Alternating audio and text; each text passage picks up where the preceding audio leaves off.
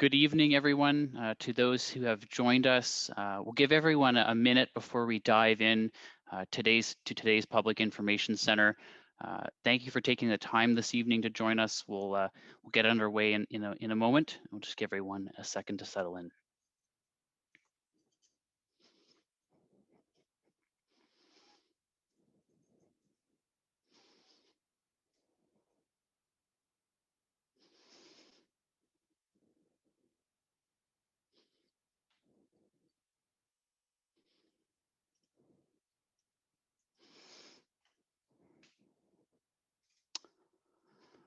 Okay, good evening, everyone. I hope everyone is getting in okay. And as I said just a moment ago, thank you for taking the time out of your evening to join us for tonight's Public Information Center for the Barker's Bush Trail Master Plan project.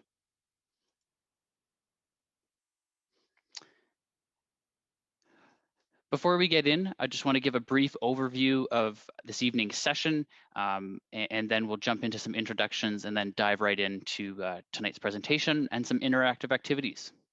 So after we do some introductions, my colleagues from WSP will provide some background into the project, go over some analysis of existing conditions, provide an overview of some destinations and access points, and then go over project objectives. And so that includes defining what Barker's Bush is, some usage characteristics, natural heritage features, programming and infrastructure, and then we'll wrap it all up with next steps. And throughout this, we're going to do a bit of an interactive activity. In a moment, I'll explain how that's going to work. In the meantime, if you do have a smartphone or a tablet that you're not using for the meeting, feel free to get that out or ready. But you're also able to participate without a smartphone or a tablet, and you're able to use your computer as well, or just the chat box on the Zoom function. So we'll provide a few different ways to get involved and to share your input during this evening's session. Just a few housekeeping items before we get started. Everyone here today has joined in the webinar mode. So everyone is muted already if as part of this meeting, but later on in the session, we will be doing a bit of a Q&A as time permits. And if you're not speaking, we ask that you do remain on mute. If you're experiencing any connection issues, if your camera's on, you can turn that off. As we go through this session, we'll be saving questions until the end. But if you have a question or know you'd like to get one in, you can certainly raise your hand if you would like to speak, or type your question or comment in the chat box. And those will be responded to in the order that they come in, or if we see a couple really similar ones, we'll group them together and get an answer for you from the project team. So before we jump into introductions, we just want to get everyone situated with our live polling feature for this evening. Tonight, we're using a live polling tool called Mentimeter, and on your screen, you'll see two options to participate. The first option is to enter the website address www.menti.com, that's MENTI.com, and enter the code 16711040 when prompted. And I will type that in the chat box for you right now.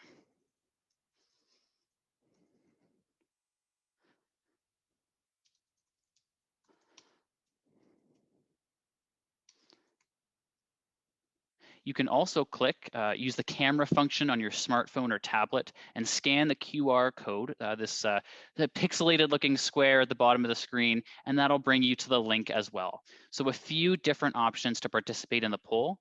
And just so you're aware, all of the input that we receive from you is anonymous. And so it's not tied to anyone's specific name. So we look forward to getting your feedback through tonight's session. And it's actually really cool. Once we get started, you'll see all of the answers come in live on the screen. And it makes for, we'll see how the community's feeling as we work through the session. So we'll provide this information a couple more times once we get to each activity, but you can stay on this page throughout tonight's open house. And it's the same page. And then as I move to the next question, you'll see the next question pop up on your device. So don't worry about having to memorize this. It's the same code, the same link, and the same way to get in throughout. And we'll provide a refresher of that as we work through. So before I pass it off to the mayor for introductions, I thought I should introduce myself. My name is Matt Rodriguez. I'm with WSP, one of the project consultants working on this project, and will be facilitating tonight's session. I'm here with my colleagues from WSP, but first I'm going to pass it over to Mayor Bailey to introduce themselves and the rest of council. Mayor Bailey.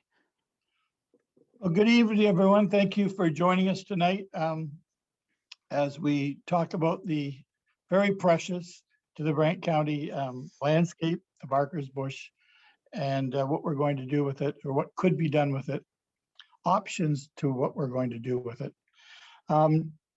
Joining us tonight are Councillor Howes, I believe, Councillor LaFerriere, Councillor Bell, Councillor McAlpine, Councillor Pierce, and possibly Councillor Coleman. So I know that this is a very important piece of the town of Paris and the County of Brant.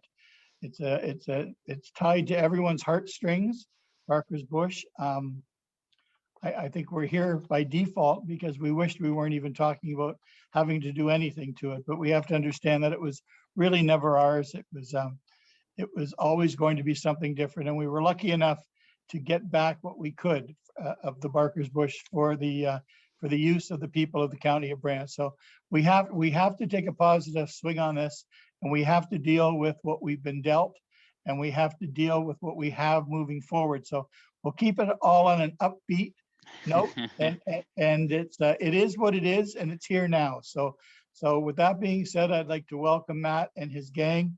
We look forward to hearing our options and the best things that are suited for Barker's Bush moving forward. So thank you, and we look forward to listening. Thank you so much, Mayor Bailey, and thank you to the rest of council for joining us this evening. It's always great to have you all participate in these events. I'm now going to pass the floor to Cindy to introduce herself and then maybe pass it on to the rest of county staff. Sure. Thank you, Matt.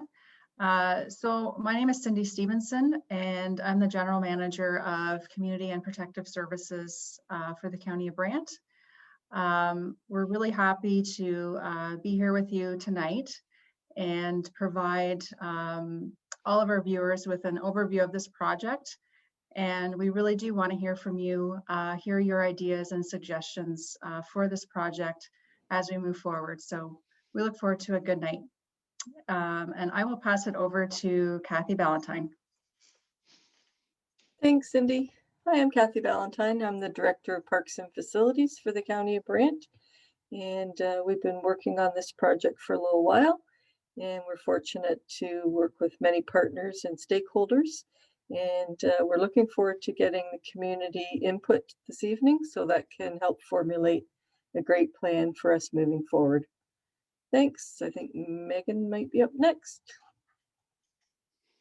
Hi, everyone. Thank you very much for coming tonight. I'm Megan Thomas, and I'm the landscape designer with the county, and I look forward to hearing everyone's feedback, and thank you again for participating. And I think that's everyone from the county. Okay. Wonderful. Amanda, why don't you take it away? I'll just jump in. My name's Amanda Gebert, and I am the project manager for this project. So I oversee a wonderful team of professionals ranging from active transportation specialists, planners, and landscape architects. Our lead landscape architect and trail designer on this project is Ben Vanderveen, who I will pass the floor for a quick hello. Hey everyone, good evening. Yeah, as Amanda said, my name's Ben Vanderveen. I'm the landscape architect on this project, and we're looking forward to hearing your input. Great, thank you both. Thank you both, and I thank you everyone for the introductions. That's the project team, and we're here to answer questions as we work through this evening's session. So with that, I'm going to pass it over to Amanda and Ben, and just so you know how this evening is going to work, they'll present a little bit, and then I'm going to take over and walk through a couple activities to get your input, get your feedback, and I'll pass it back over, and we'll go back and forth a little bit until the end when we do a Q&A. So hopefully we can get through everything in good time and get everyone out of here by 8 o'clock. So with that, I will pass it over to Amanda. Wonderful. And did we miss the first slide, Matthew? No. No, okay. Wonderful, great. No, that's fine. Just a little background on the site. The Trail Master Plan is being created for Barker's Bush, and it includes the woodlot and the open space network located within the Nith Peninsula. An informal trail network already exists within Barker's Bush, as I'm sure you all know and have all hiked on. So the idea is that a clear strategy is needed for the trail system moving forward.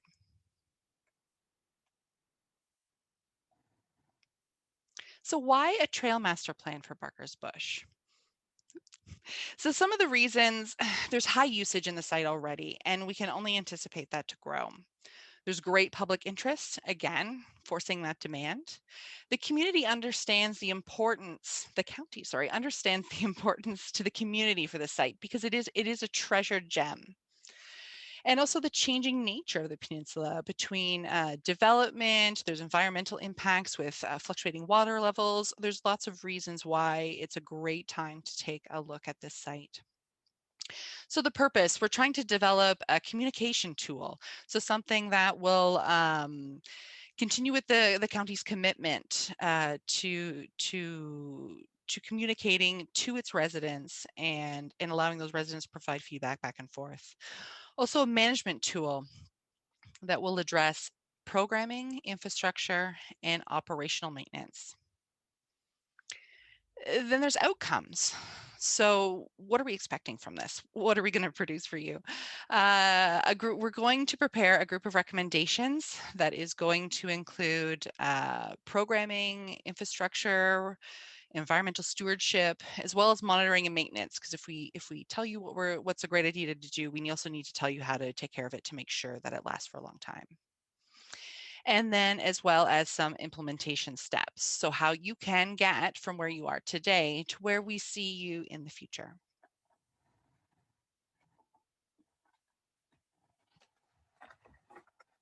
And next slide.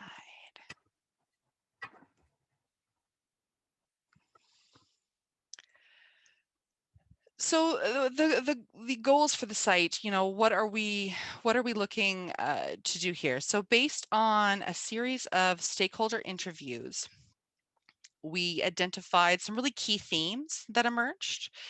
So those included recommendations to refine the trail system to protect and enhance its natural cultural features, to respond to changing land use in the peninsula, and to address safety and accessibility. So through that, we also identified some supporting objectives that we are going to inlay in the plan. So defining the area of Barker's Bush, including location of boundaries, internal and external trail amenities, as well as trail usage, management of existing and future conflicts, and protecting and enhancing the natural environment. Another important aspect, identifying potential amenity upgrades, while also preserving the look and feel of this wonderful asset. Okay. So that takes us to our first activity. On to Matthew. Okay, everyone. So as I mentioned, we're going to jump in, go back and forth a little bit, do some activities, and then go back to the presentation. So if you're able to get your smartphone or other device ready, or the web page that you're using, enter the code 16711040 at menti.com, or scan that code on your screen, and that'll take you right there. And with that, I'm going to just quickly stop sharing my screen and just pivot over briefly, bear with me 1 second, to our first activity.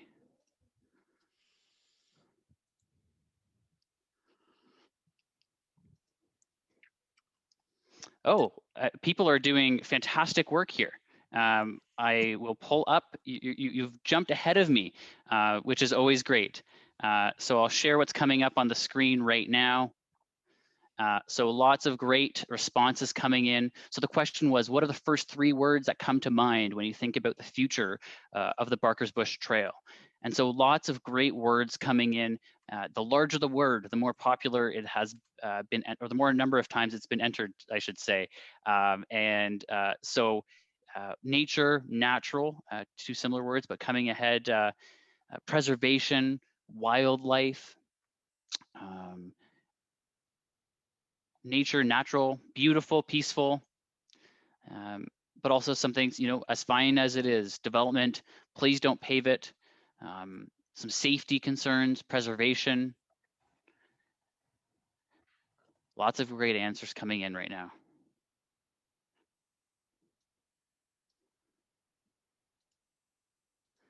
Thank you, everyone. It's great to see these reflect a lot of the stakeholder interviews we did to date as well, which is wonderful. Great. Oh, and a question for the, pardon me, I did not have the chat box open while I was looking here. I'll just send through the link right now.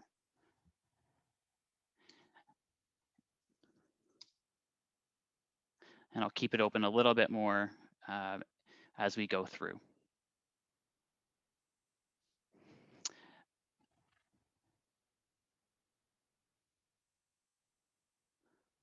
All right, so lots of great answers, and we've had about 27 people pop their answers in here. I'm seeing it slow down a little bit, but we'll give everyone a couple minutes as they come in. So there's a bit of a word cloud as we start to think about the vision for the future of the trail and sort of the study area, so to speak.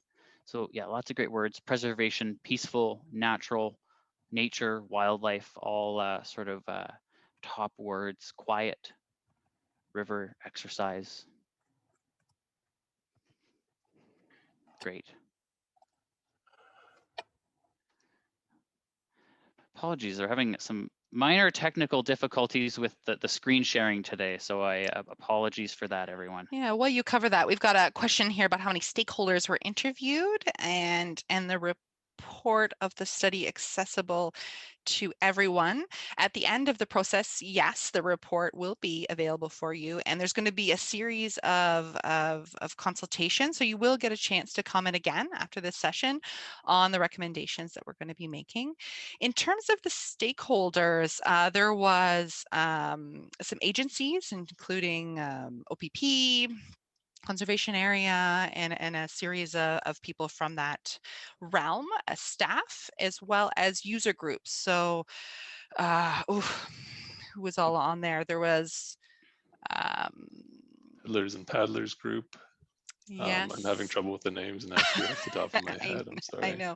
There was people representing hikers, walkers, bikers, ATVers. We had a really nice cross section of people. Yeah, as well as sorry, Kathy. I was going to say the Brant Cycling Club, the Great Lakes ATV Club, the Brant Waterways Foundation were some of the partners, the local condo board that's close to the trail on West River Road. And there was quite a few other stakeholders, as mentioned, some staff, different departments and staff people.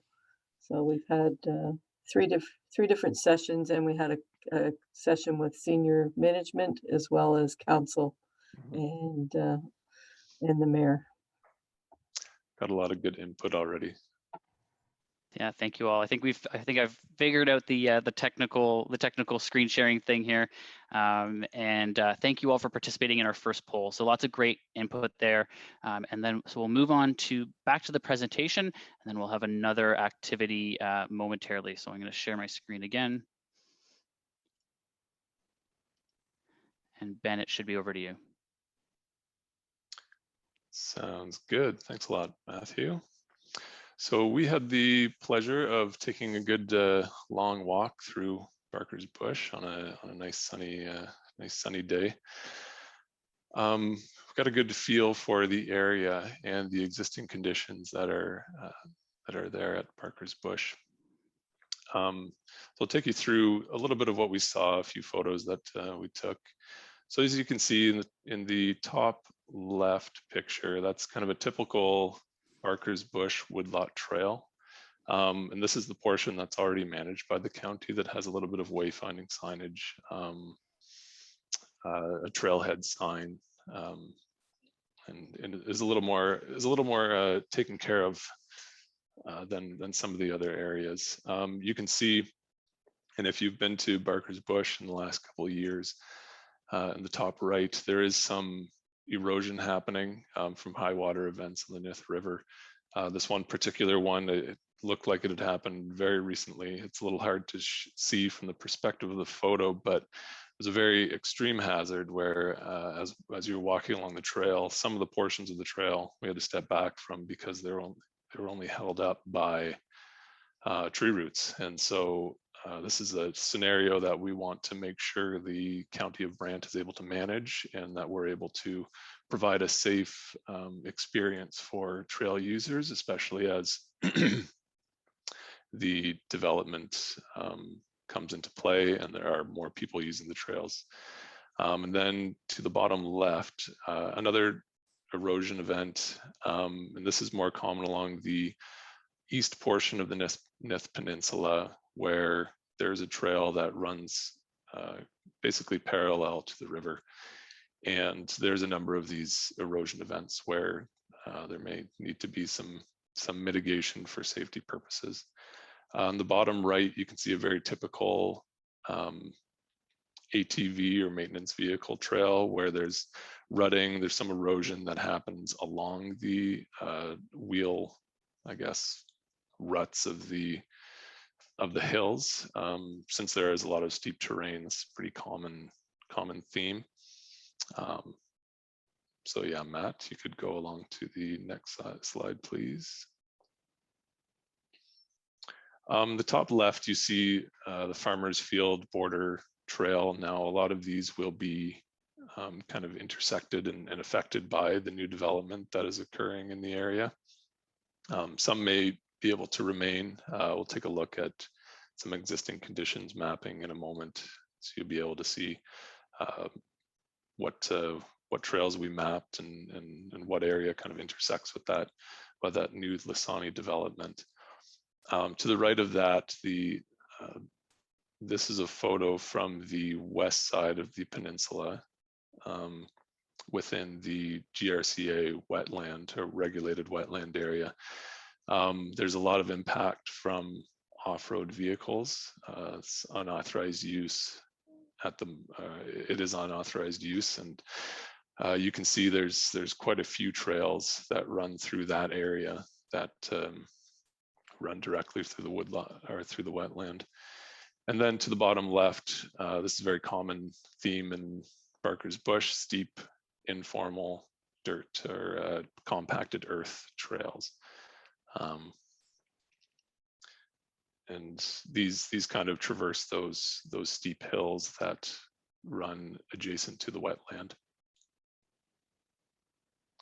So yeah, Matt, you can go on to the next slide now.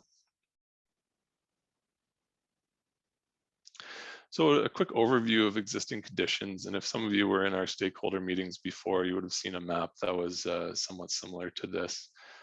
So current uses in the site, we had feedback. There's a lot of hiking, walking, some mountain biking. There's a lot of dog walking. We saw a bunch of dog walkers in the area when we were there. I didn't see this personally, but apparently a lot of people use it for cross-country skiing. And at the moment, even though it is county property, there is off-road motorized vehicle usage. And so the one thing that we're really going to have to address here that may be a hot button issue, but I'm sure we'll all be very polite about it, is there's a lot of unauthorized use of off-road motorized vehicles. This could be ATVs, Jeeps, dirt bikes in the area. As the land was recently private, it was very prevalent then. Now that it is county owned, there is a bylaw against it, and it's currently enforced by the OPP.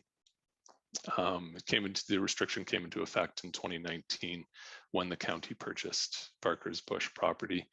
And so if you look around or at the map, we've got a few labels there, and we'll start at the top. The northern portion of the peninsula, that's where you see a bunch of erosion conditions or concerns.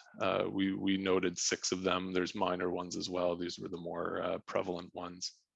Where we might see a potential for safety measures. This could be moving the trail a little bit further away from the river. It could be protecting it in other ways. And then we'll move clockwise from there. There is a trailhead already near Penman's Pass that's pretty heavily used. Kathy sent me the numbers from a trail counter. from there from last year, the months of July and August, and there was actually 15,000 counts in July. That might not be 15,000 individual people, but and then 23,000 in August actually. So this is a pretty heavily used area, and that Penman's Pass trailhead seems to be one of the main areas of access. There's informal access points, as you can see as we move further down counterclockwise, and then there is a trailhead as well coming off of the Nith River Bridge behind Wendy's general store. If you go down to the south of the site, potential trailhead upgrades. There is no signage there at the moment. It's one thing we're considering throughout this process is how to sign the area, how to appropriately bring people in and out of the area. And then as you go to the west side, you'll see basically the entire west portion of the Nith River. I shouldn't say all of it, but there are a number of crossings that ATVers and off-road vehicles use to get through there. It's again unauthorized usage. You can see the GRCA lands in black. The trails are in black. That is all private property. The county is looking into potentially having a land use agreement with the GRCA, but at the moment, those trails are also private property, and technically going on to them is unauthorized by the GRCA. We go up a little bit further, there's heavy trail use by off-road vehicles throughout that wetland. And then just up above that note, that is the one photo where there was that severe erosion, and it's at a bit of a bottleneck that the development will create. And so that's one area of real focus that we want input on, and that we are planning on trying to make more safe. So you can go on to the next one there, Matt. So these are destinations and access points from Barker's Bush. There's a number of parks around the area. There's county facilities and services. Downtown Paris is just to the east of Barker's Bush.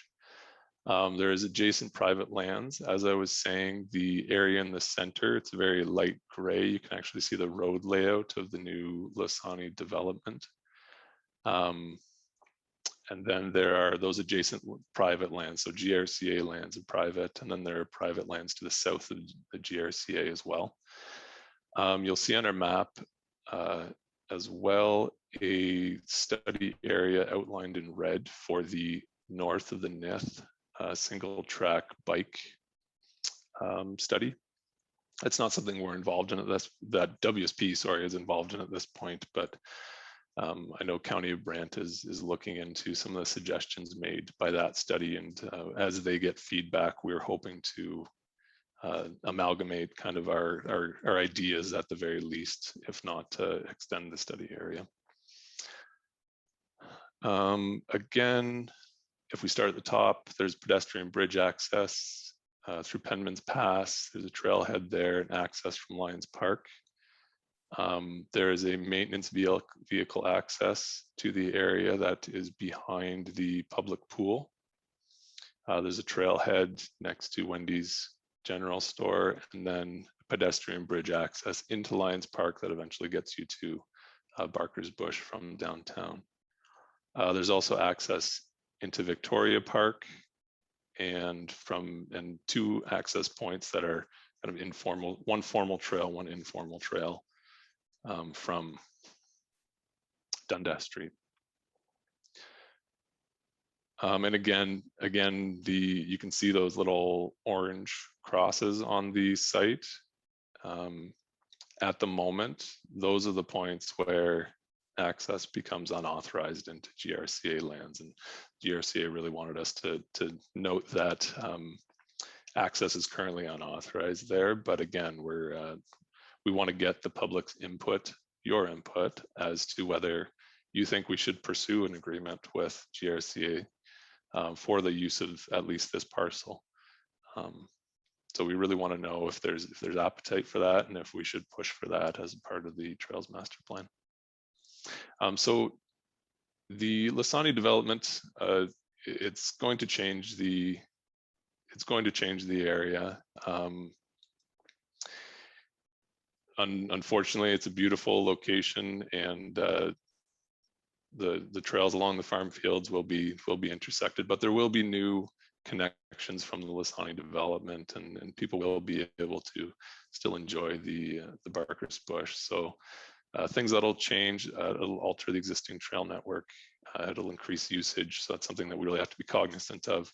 There'll be an increased stress on the natural environment. I think we all know that. I think that's why people are so passionate about this, is that we want to make sure that that area doesn't become depleted as a natural resource.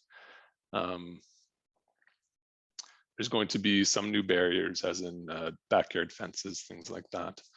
And there's, as we all know, like there could be potential conflicts between homeowners and trail users. It's unfortunate to say, but it's a reality of life that as more people move into an area, there's going to be a little bit more conflict in the way of noise, environmental, and privacy conflicts. So we're going to try to address those in the Trails Master Plan. So sorry, I'll stop prattling on, and Matthew can go to the next slide. Thank you, Ben, and thanks for that. So again, we'll be heading over to the activity, and the code is up on the chat right now, or sorry, on the screen right now. But we'll pop it in the chat right now. Ben and Amanda, there's a great suggestion in the chat box, perhaps for future discussions on mapping. There is the pointer tool on Zoom, and perhaps we could use that to point to areas that we're speaking to. Okay, so if everyone is ready, I'm going to stop sharing my screen, and we'll move back over to the next activity.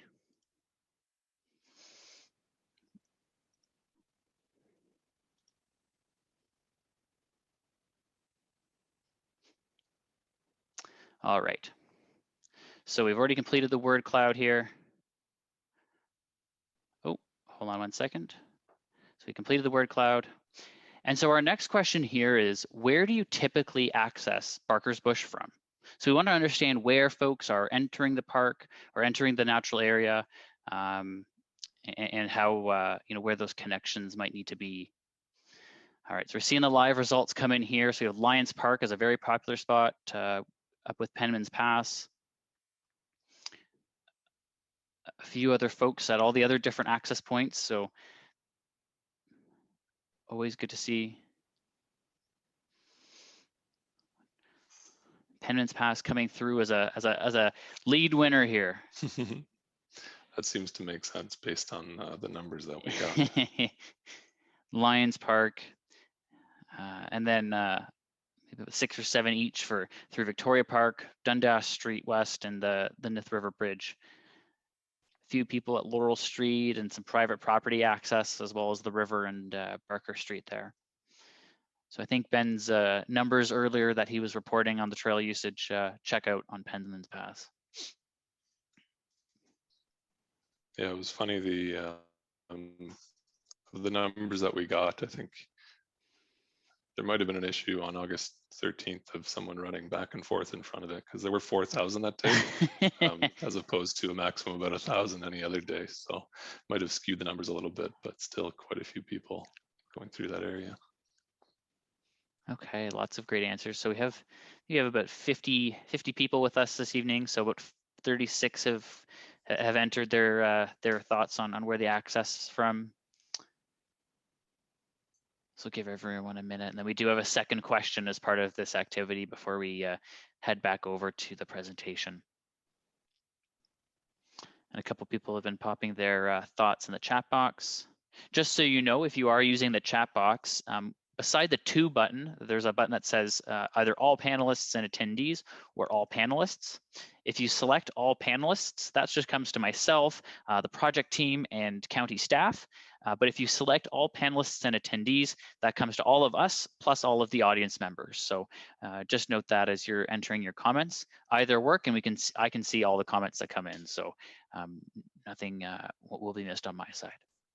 And I've added those inputs in the chat from Darren A. Great. and tour numbers. All right, everyone. So I'm going to move on to the next activity, the next question, so to speak.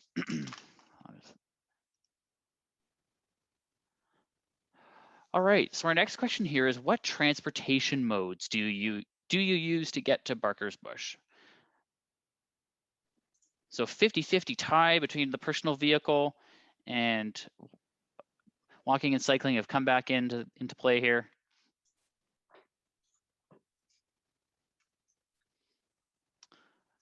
Looks like Darren's entered in some great suggestions. All of the above, I'm sure. Other, that's always good to know. We'd love to know what that's about if you're able to use the chat box.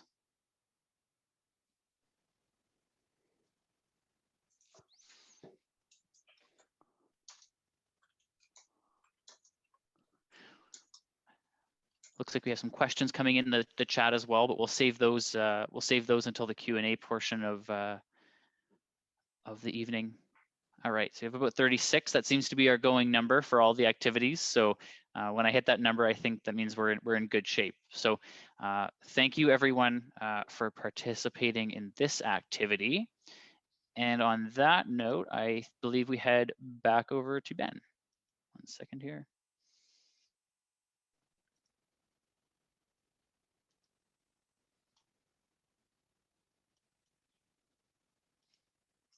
Thanks, Matthew. Yeah, so we're coming to our first draft objective, and again, still working out these objectives. If someone is passionate about another objective that they think belongs into the Trails Master Plan, we'd love to hear it. So the first one, we're looking to define the area of Barker's Bush. So we want to define the area that the county will be maintaining, and the area that we are trying to actively manage and enhance and preserve as Barker's Bush, looking at the location of boundaries, internal and external trail amenities, and areas of specific usage. So as you can see, this map lays out the ownership of the area. In green, in the light green, sorry, you have County of Brant owned properties. So that's basically almost the entirety of the woodlot within the Nith Peninsula, and then some area that's being looked at in the north of the Nith study area to the west of the Nith Peninsula. Then you have the Lasani development in pink. So this is as laid out in the subdivision draft plan. You can even see the lots and the roads running through there. So that area that development will affect what we're looking at here. And then GRCA lands. As we said before, these are private. We are showing a little bit of trail network within our study area in GRCA property. That's only because we want to know if people are passionate about keeping that as part of the trail network. And we want to be able to go back to GRCA with confidence if there is an opportunity to come to an agreement for managing that area. So there's the study boundary that you see in black. That's what we're looking at. So we're looking at a little bit of the park area as well as the trail to the Nith River Bridge. So yeah, study boundary, Barker's Bush boundary is what we want to define. And then we want to kind of define the character of Barker's Bush, what we want for the future of Barker's Bush. And that's again what we're hoping to get from you. You can move on to the next slide there, Matthew.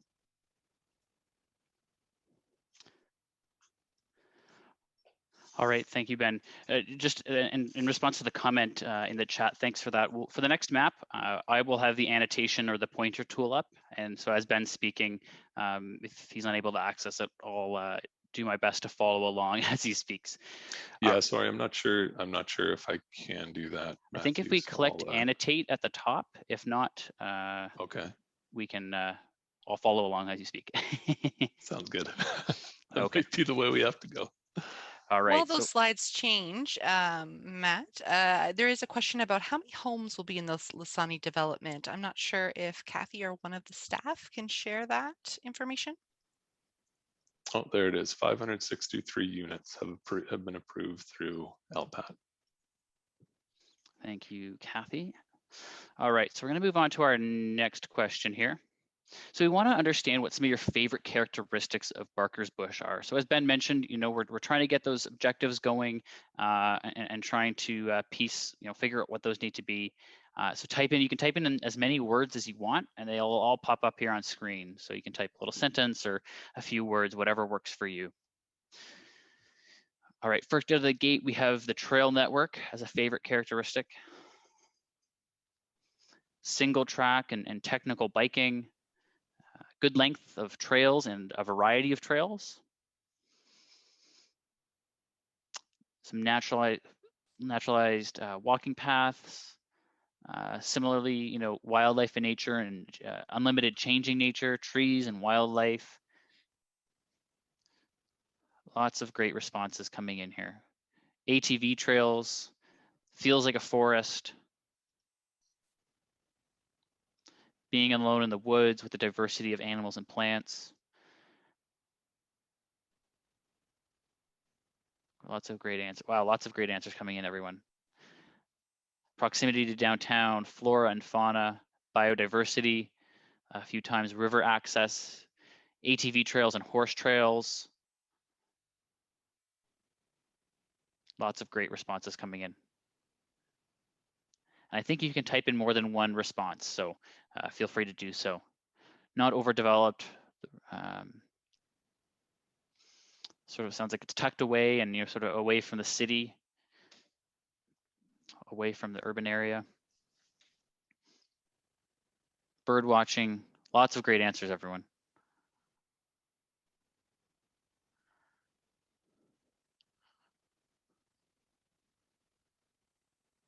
Thank you. So lots of different users here. We'll have some questions about how you use the trail on one of our upcoming slides. Some good comments coming in, at least to the panelists in the chat box. So thank you everyone for that. I got to keep scrolling here. So as you can see, lots of common threads between these answers. Great place for families. It sounds like a place I'm gonna have to go visit. Thank you all for contributing. Give everyone a minute here and then we'll move on to our next activity. We don't want to run out of time this evening.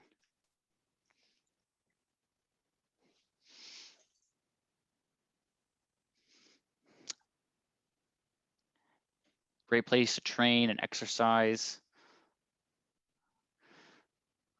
All right, so I'll leave this open, but we're going to stop sharing screen and we'll head back over to the presentation. So thank you everyone for your participation in that poll.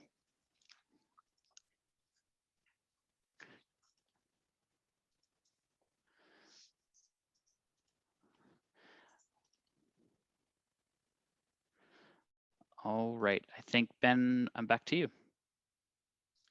Thanks. So yeah, again, second one of our objectives, trying to manage the existing and future user conflicts. So those are the current uses that we've kind of gotten feedback about. And there are a number of strategies for mitigating user conflicts in woodlots, on trail networks. A few of them that we've seen, we're not necessarily suggesting, but we want to know whether you think they'll work or whether you think they're just a pie in the sky crazy idea that we should throw out the window.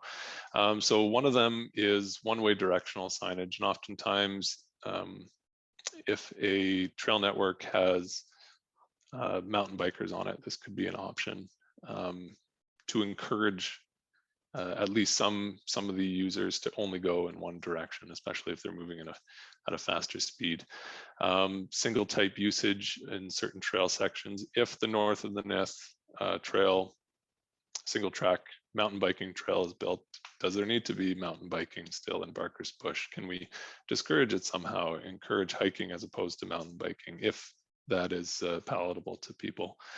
Color-coded difficulty ratings, just giving people an idea of how difficult a trail is so that they know when they're entering what they're up against. And then increased off-road motorized vehicle restrictions. As I was saying before, already restricted, but to varying degrees of success. Does there need to be a real push in order to restrict it? Are there other places that ATVers can go that the county can hear about and consider? So that is one of the main points of this Trails Master Plan. Matthew, if you can go on to the next slide. All right, thank you, Ben. And so I'll move on to our next activity. And I think everyone has the code by now, so I'll just stop sharing my screen and move on over.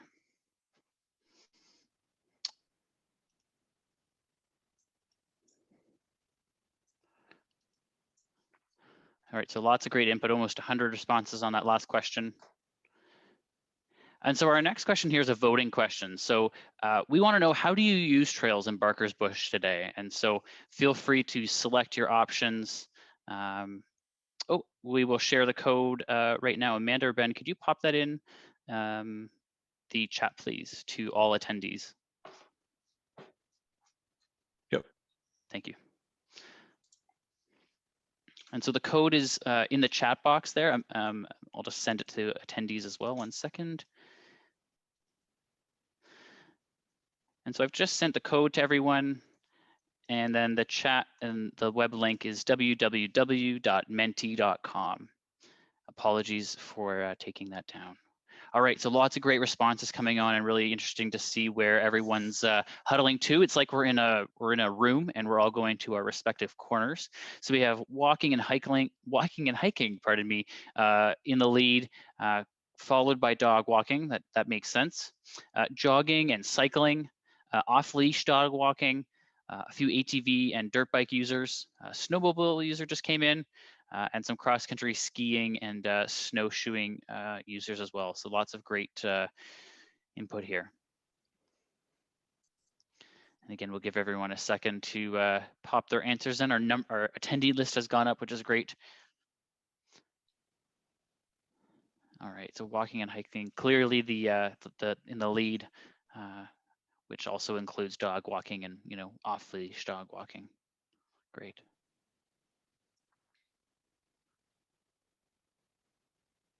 All right, and lots of great discussion happening in the chat box. Thank you all.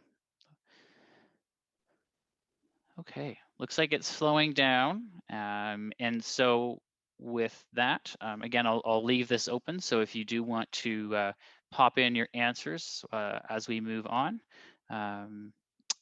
we can do that as well.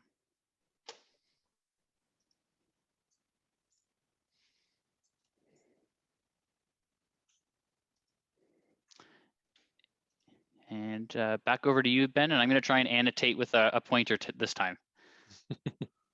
Sounds good.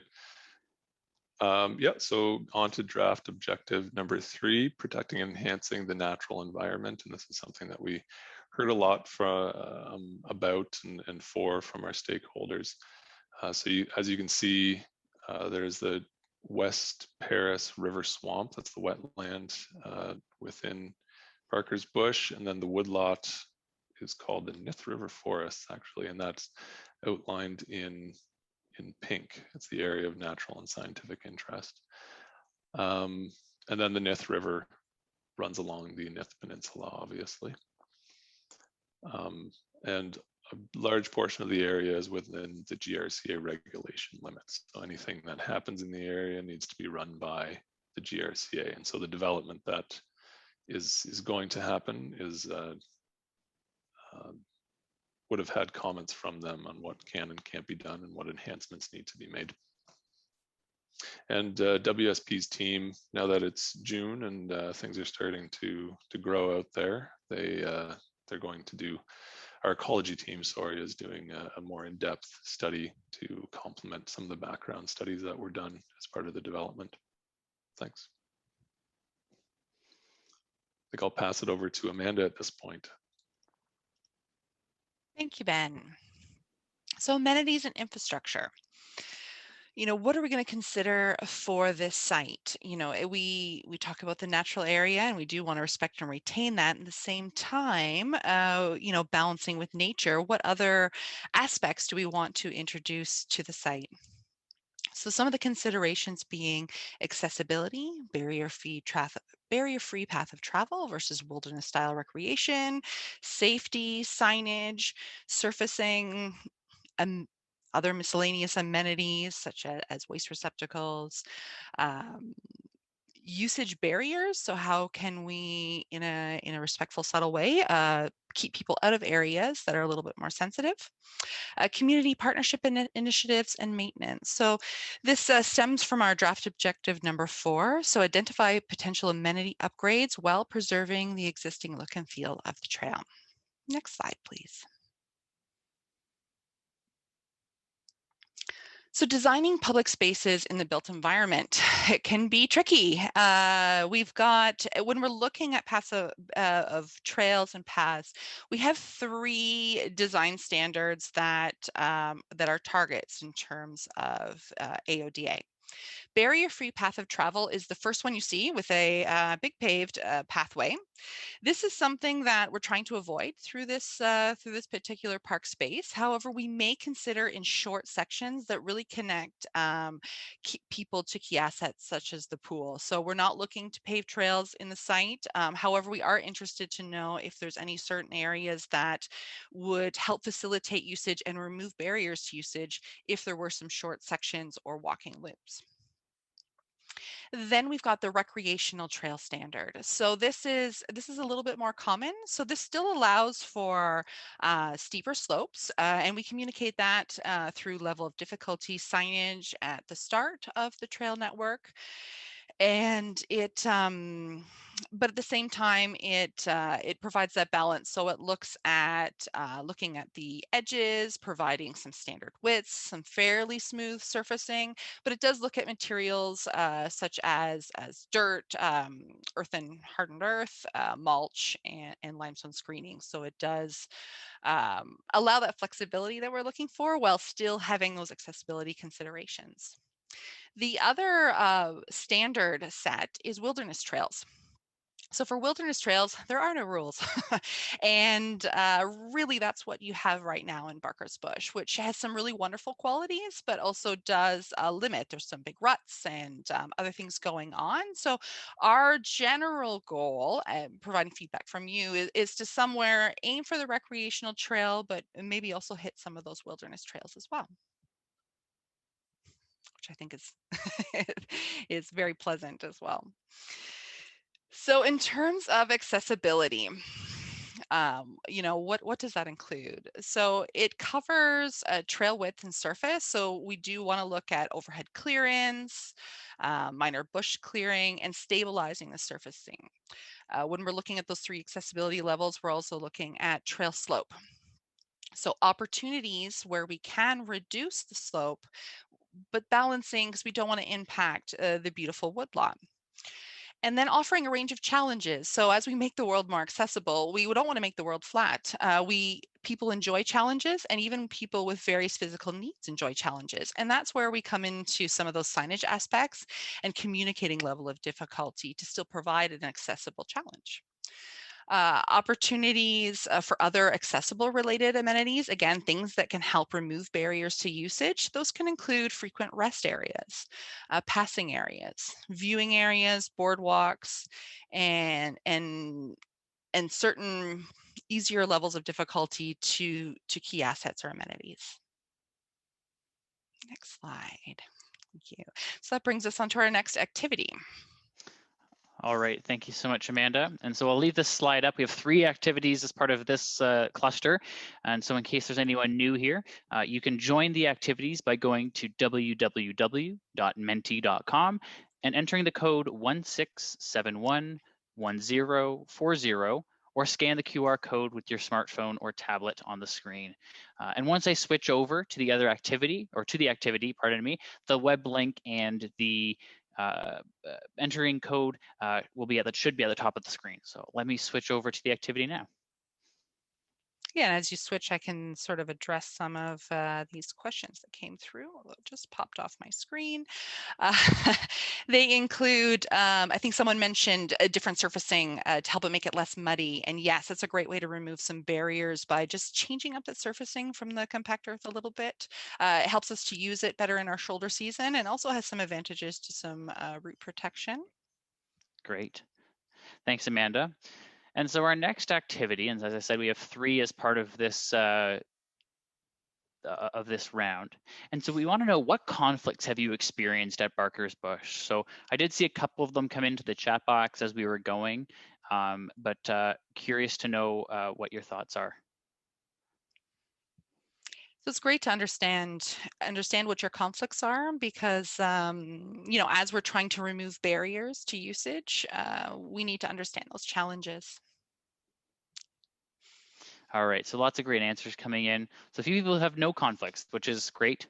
ATV users, off-leash dog parks, ATVs, horse droppings, hunters, other sort of maybe faster moving users such as cyclists, joggers, and ATVs.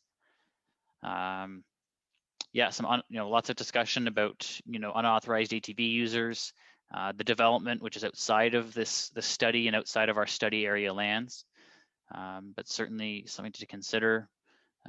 ATVs again, and I think lots of talking about dogs and dog walkers and overgrown trails. Some common threads here for ATV usage. Quite a bit of that. Some evidence of bonfires maybe, and some other concerns there. Motorcycles, and kind of tying back to my point earlier about some faster moving users on the trails. Lots of great answers, everyone. Thanks for popping these in.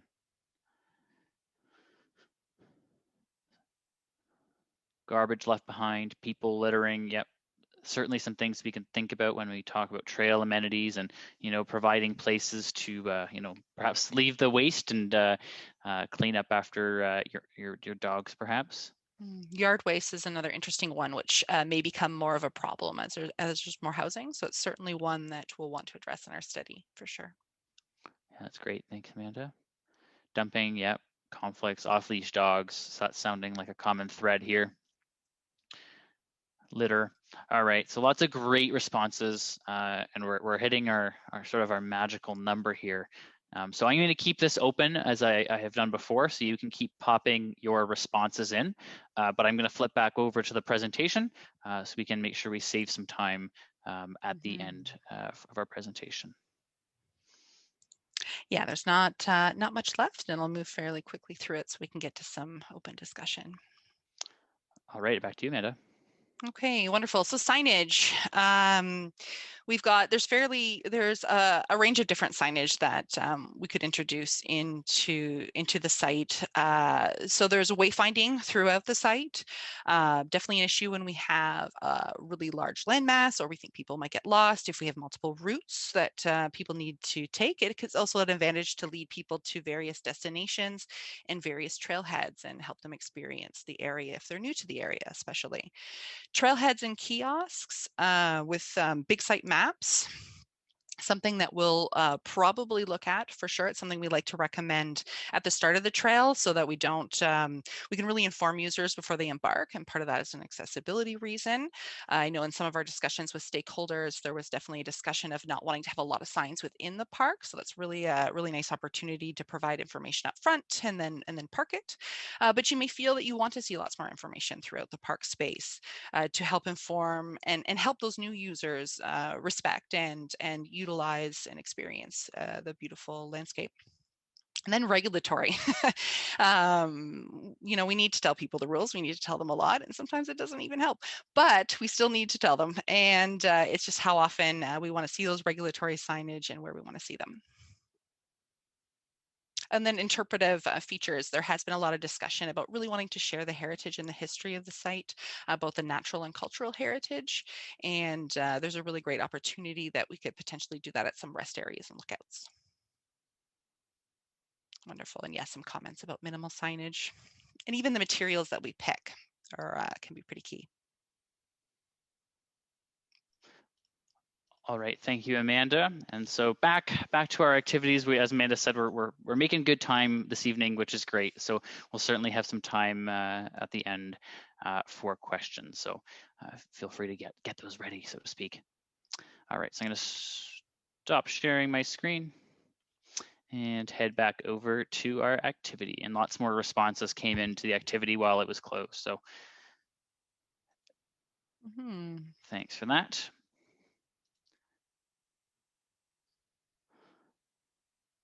All right, so we talked about a couple of different types of signs and different ways that we can provide information to different users on the trail.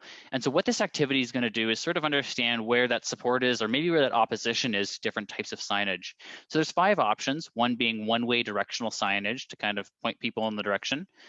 Single usage trail sections, so signing areas maybe for specific types of users. Color-coded difficulty ratings to help understand maybe where it's a bit, flatter, but maybe a bit smoother. Increased off-road motorized vehicle restrictions, and no changes. So that's sort of tying to the, maybe the minimal signage comments in the chat. So just to help interpret what we're seeing here. So on the right is strong support, and on the left is some opposition. And so, there's some higher support. Oh. Matthew, I think we might be on an activity from one of the previous ones. Our signage activity. Okay, well, we'll go on to one of the future ones. This is still a great one that we need to ask you about. Sorry about that. Okay. No, that's okay. Sorry about that. We'll see what comes next. Okay. Thanks, Ben. This is fantastic. It's really going to help us inform us on, how much signage and what type of signage you want to see. That's for sure. So it looks like there's sort of some pulling in support here for increased off-road motorized vehicle restrictions, as well as maybe, reducing the number or keeping signage minimal or no changes. Some support for that. Not a ton of support on the one-way directional signage. So this is important information to kind of gauge what it is. And so some great comments coming in the chat box around keeping signage minimal, keeping things as it is. So this is, we keep saying signage, but this particular one is looking at managing user conflicts, as Ben said. But signage as well. But every one of these things involves a sign, to be honest with you. Wonderful.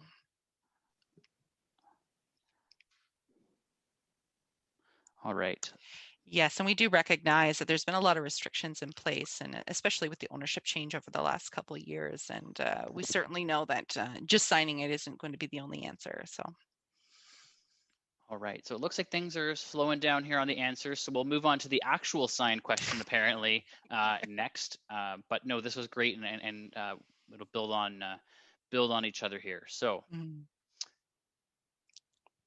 Our next question is, what barriers prevent or limit you from using trails in Barker's Bush? I think we had this one. Sorry, Matthew. No, I think this is, I think what happened is that we did this. This was supposed to be 3 activities. Oh, I see. Okay. And then this will be the barriers, and then that's the trail amenities. So my apologies, everyone. The activities are still here. It all still counts. Thank you for participating. Fantastic. All right, so this question is, what barriers prevent or limit you from using trails in Barker's Bush? So a few thoughts, none or nothing, maybe no barriers, maybe living too far away, wanting to keep it as it is, maybe the new development. Having a map that of the trail, I think that's great, and I think that's something that some of the signage we were talking about earlier.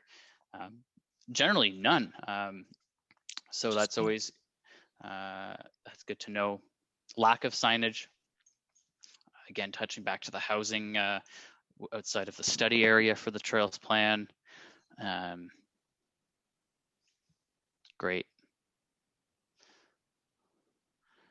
So it sounds like there's some potential barriers coming in, but perhaps a way to address that through this trails plan for sure.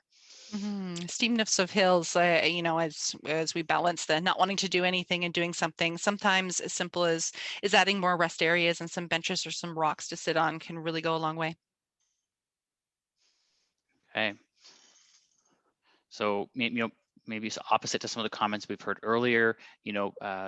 Maybe the restrictions on ATVs are a barrier to some, and might be able to provide some sort of area to go. There's some accessibility concerns for sure, and as communities age and as new families move in, making that accessible is certainly a priority. Great.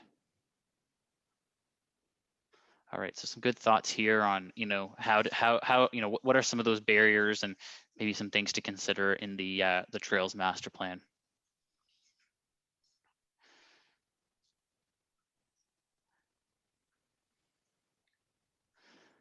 Okay. See a few more answers trickling in, so we'll give everyone a second. Thank you all. Yep, some good stuff here. Not much again. Yeah, need an overall mapping of trails for sure. Something to be looked at. Some good cardio. That never hurts. Icy conditions and winter conditions are always a challenge on trails.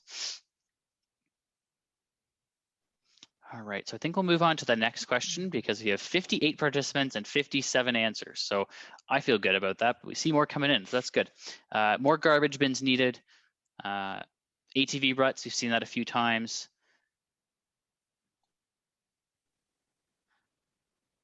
Maybe some garbage bins.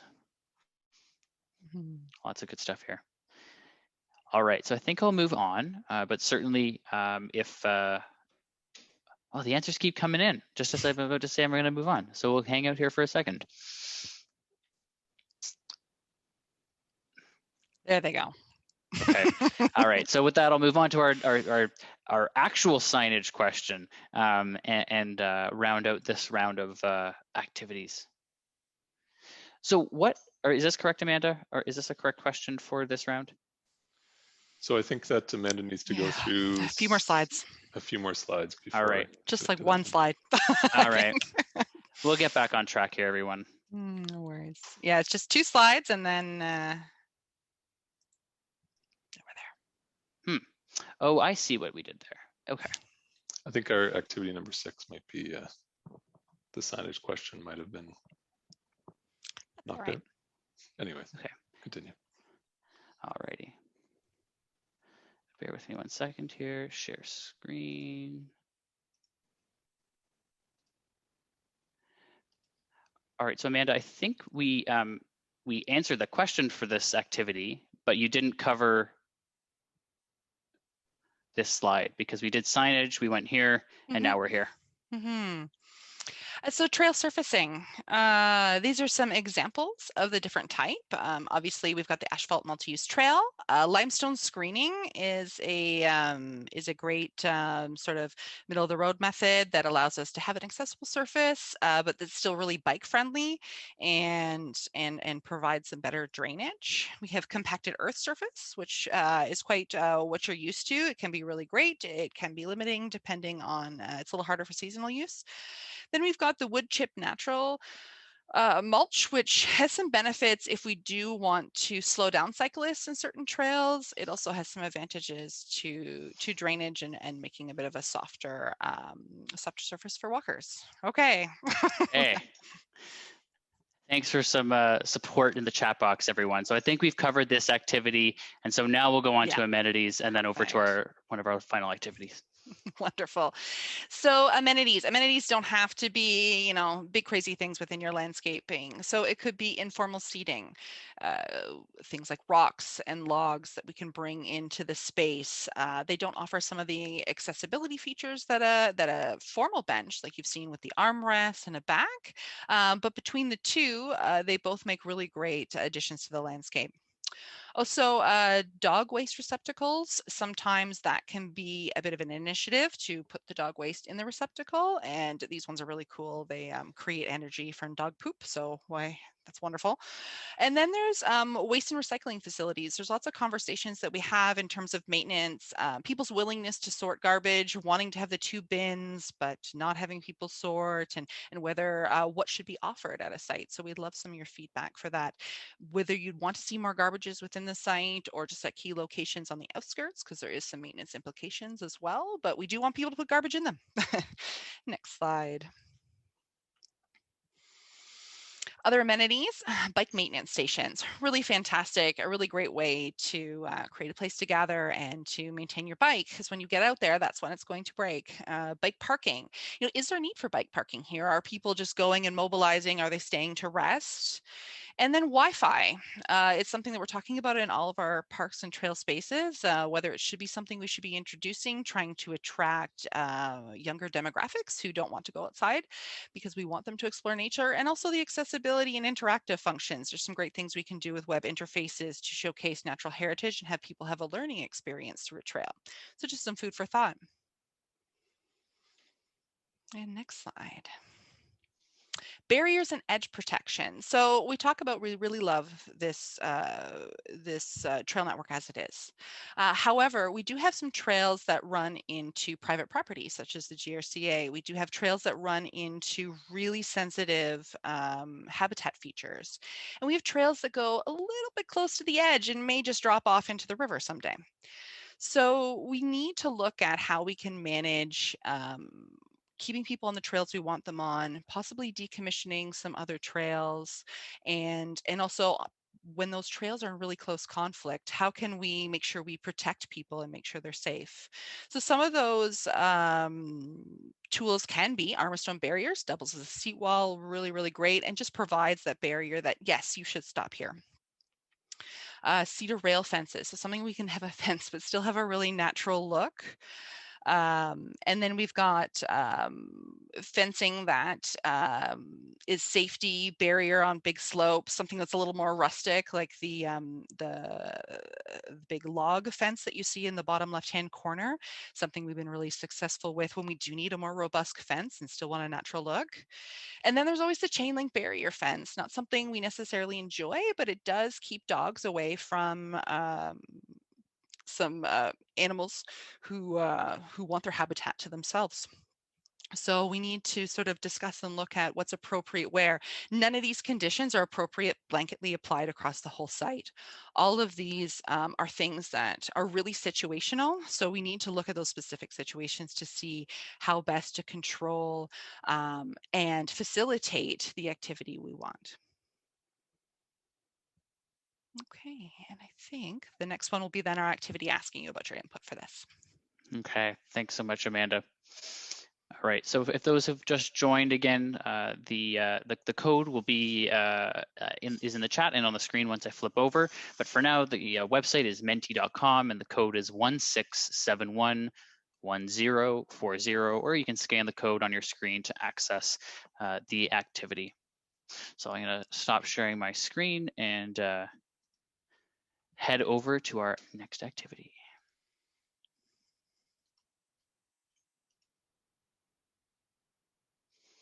All right, so question up on the screen right now. What trail amenities would assist you at Barker's Bush? So we have a few options up here. Rest areas, passing areas, so areas where maybe slower and faster users can pass each other. Viewing areas, so if there's a natural vista perhaps. Ramps, maybe at some steeper areas. Improved trail surfacing. And then less challenging walking loops. So maybe identifying some routes that are a bit more welcoming to all ages and abilities. All right, so right now in the lead, we have some viewing areas and passing areas, closely followed by improved trail surfacing and rest areas. Great. Viewing areas are clearly ahead right now.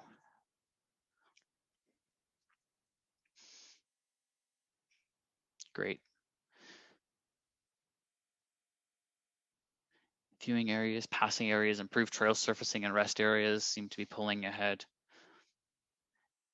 And as I mentioned earlier, hoping to, maybe some of the other pieces to help, make it maybe a little bit more accessible to folks. That's great. Some comment in the chat box here. Some people are, like to see none of the above, and that's valuable input as we, look to figure out what those are. So looks like there's some good support for none, but something to take away as we look to get this master plan together. I like the suggestion for the fallen logs in terms of some of those slope edges. It's certainly something we'll add to our list as something to look into. It's been a really great tool at some of our other more natural woodlots. Okay. All right, looks like we've slowed down here on the questions. So bear with me 1 second here. All right, so that brings us to our last activity. So thank you to everyone who was able to participate in those activities. And the chat box here is certainly part of the record of this meeting, and certainly part of, as we look to develop the master plan, the feedback that we will use to do it. So appreciate all the dialogue that's happening in the chat box. So with that, I'm going to share my screen and pass it over to Amanda to take us through the last couple of slides, and then we'll head over to a Q&A session momentarily. So Amanda, take it away. So one of the other key components that the master plan will look at is community partnerships and maintenance. So what is in place now, and what can we further develop in terms of stakeholder groups, partnerships with private businesses and agencies, trail ambassadors or stewardship programs, so we can continue to grow the success and monitor some of the changing conditions within Barker's Bush. And also maintenance, of course, because what level of maintenance do we want to see? What are the user expectations based on what amenities happen to come into the site? And in terms of those relationships to activities completed by the County of Brant, as well as volunteer groups.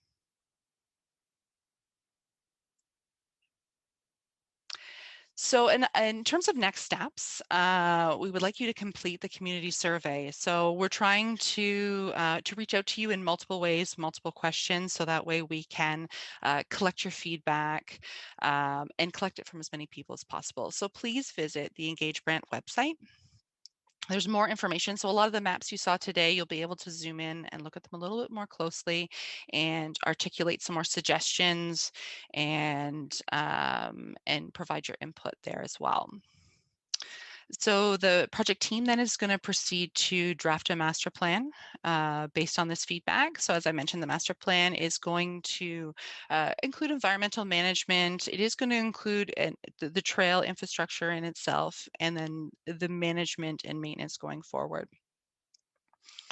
So once we have the draft master plan with options, it'll be released on the county's website for further feedback. So we will be continuing to collect feedback from you because this plan is for you. So it needs to reflect what you're looking for and how you want to see Barker's Bush 10, 20 years from now.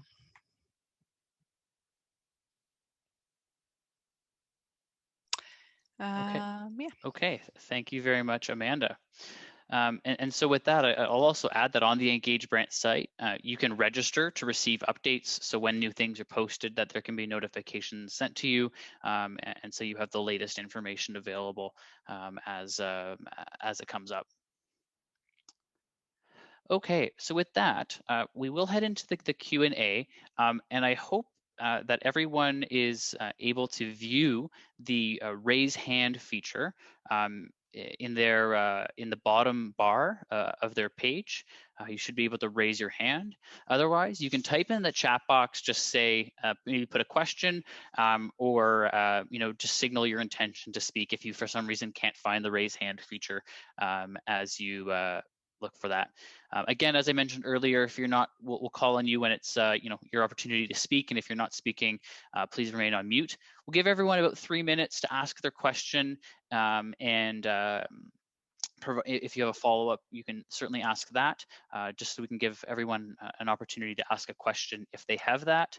And then if we have some time at the end, we can certainly come back around for a second round of questions. But as I said, we want to get as many people heard this evening as possible.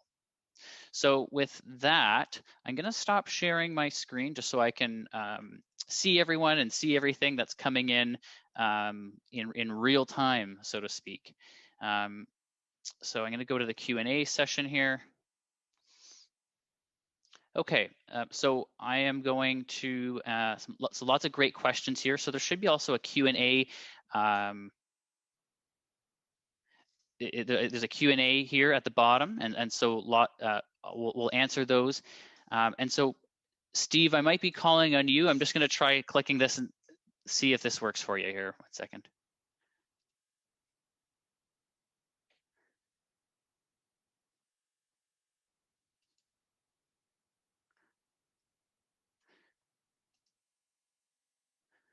All right, Steve, hold on 1 second. Apologies for that. I think I might have done something here too. We'll get everyone. All right, so I think here we go. I think we have Stu with their hand raised. And I'm just going to call on Gary here because for some reason it's not letting me unmute folks who have their hand raised here. Oh, Stu's been able to join us. Hi, Stu. Hello. Go ahead with your question. Can you hear me okay? Loud and clear. Good. Hello, everyone. Hello, Mr. Mayor, Council. I've had the pleasure of addressing Council before, so there's some familiar faces. Hello, Amanda and Ben. I think I've got everyone. You got everyone. I think what we're seeing here, is an overwhelming majority who would just like to have no subdivisions in there at all. So, I know the mayor said at the beginning that there's really no way around that, but I would like to think there is.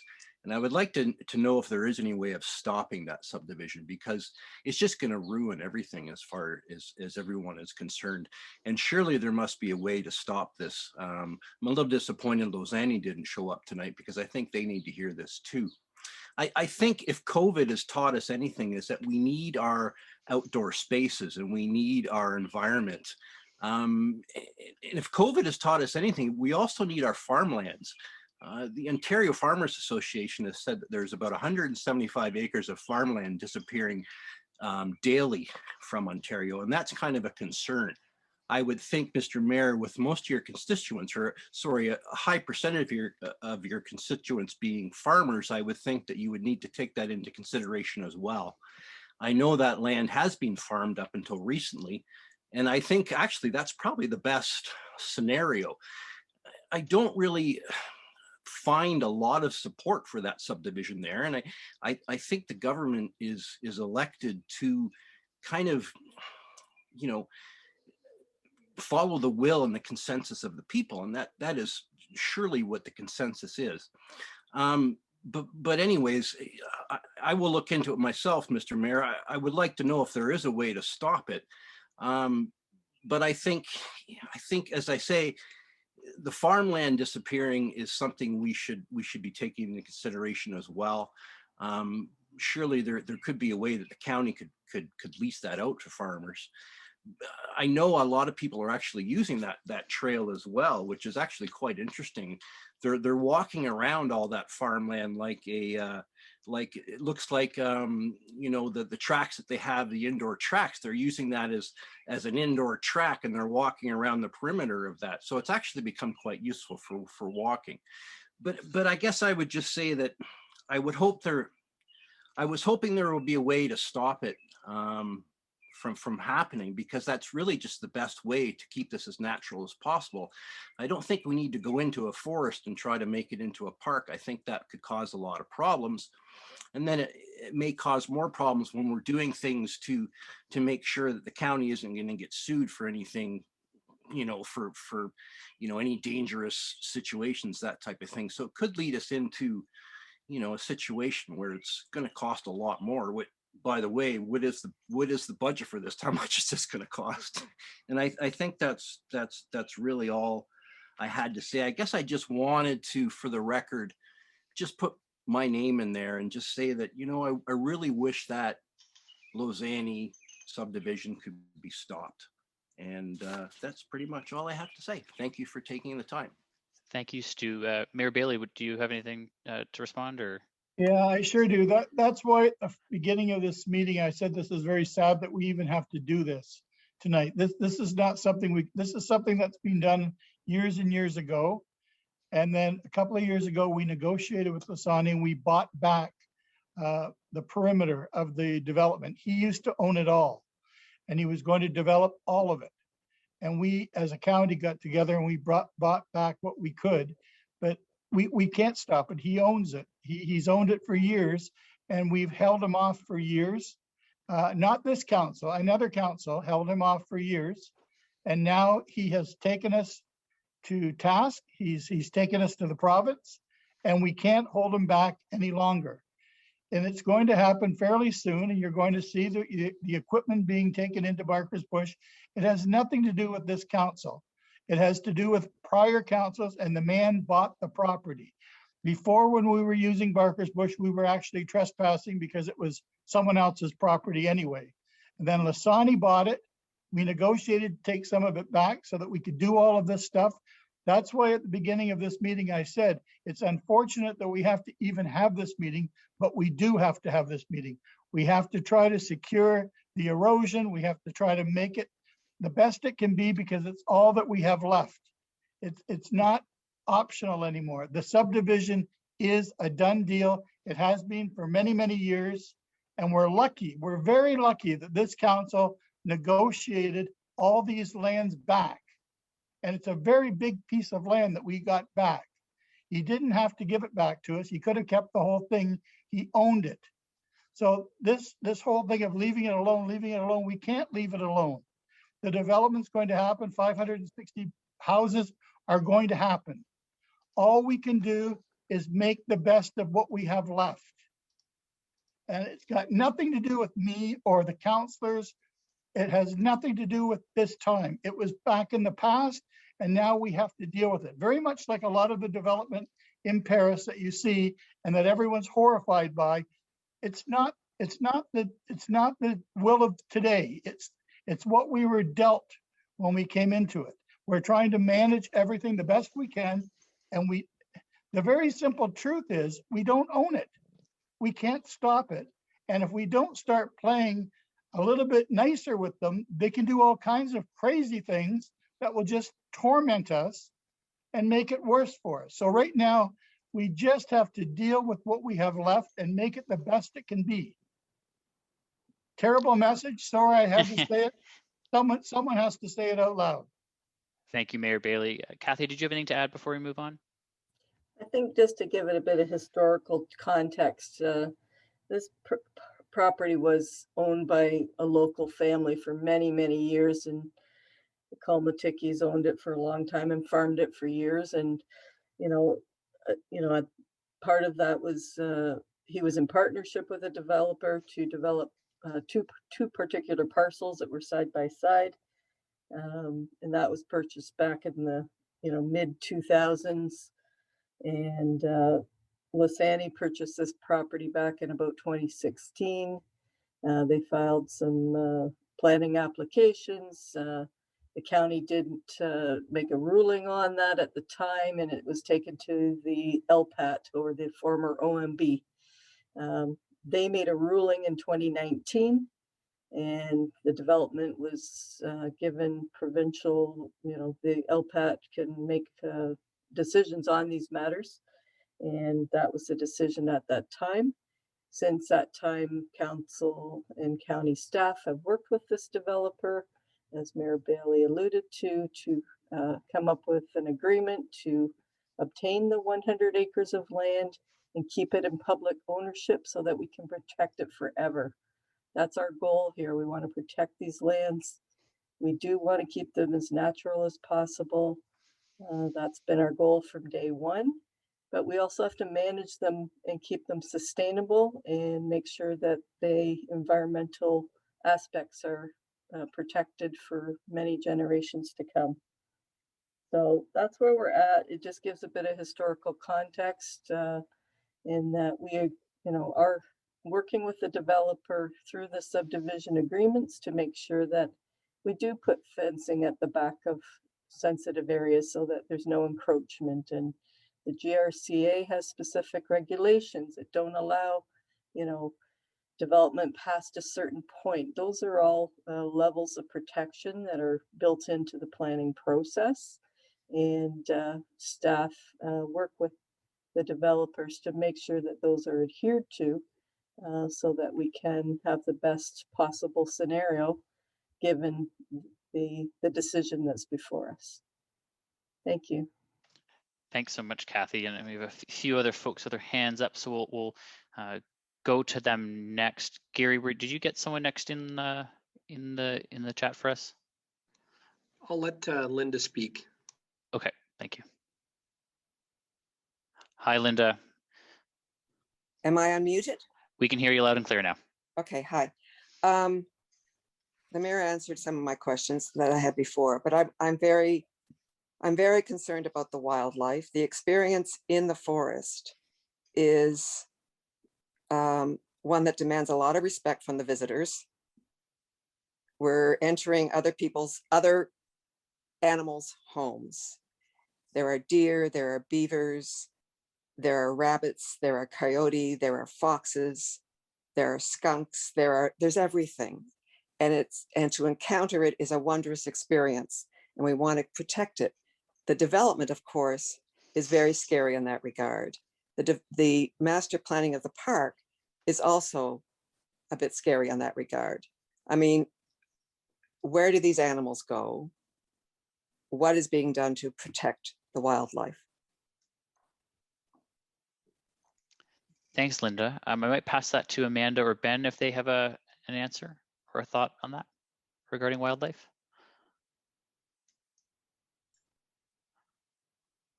Ben?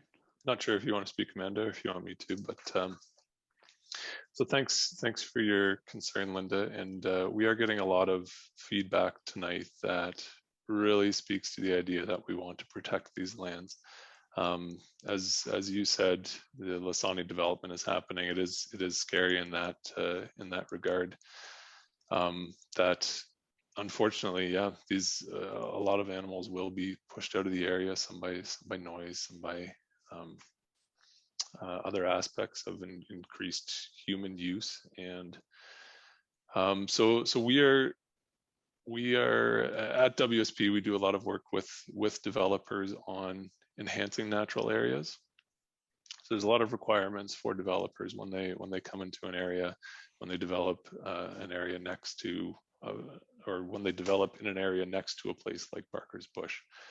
So we have our group of ecologists, or one or two of our ecologists are going out to the site, taking a look, seeing if there are any endangered species, for instance.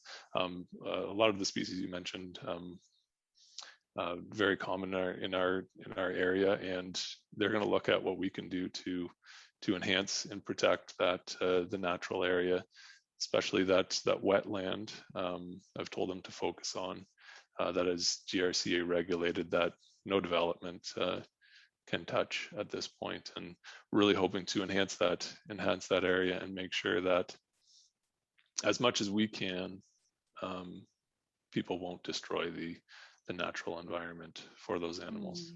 Yeah, as much as this is a trail management plan, it's really a facility or a park management plan. So we are going to be looking at recommendations for these enhancements and planting.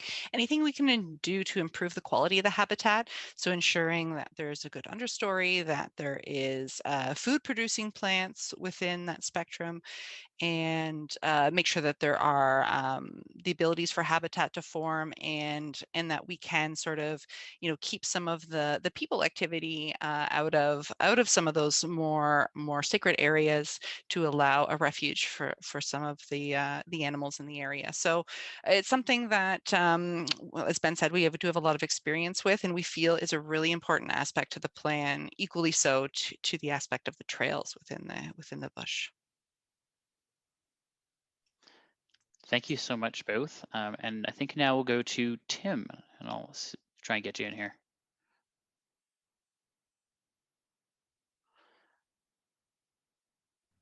Hi, Tim. Hi there. We can hear you loud and clear. Fantastic. First, I'd just like to say thank you to the County of Brant and WSP for putting this together. I think it's fantastic. You know, it's really unfortunate about the subdivision, but it is what it is. And I think that moving ahead is probably the most positive thing that we can do right now. You know, my family and I love these trails. We live right at Laurel Street, right at the trailhead. I think we use them 1 or 2 times a day. It's a fantastic area to experience. And I think the one thing that we've learned from 20 years of experiencing it is that preservation is key.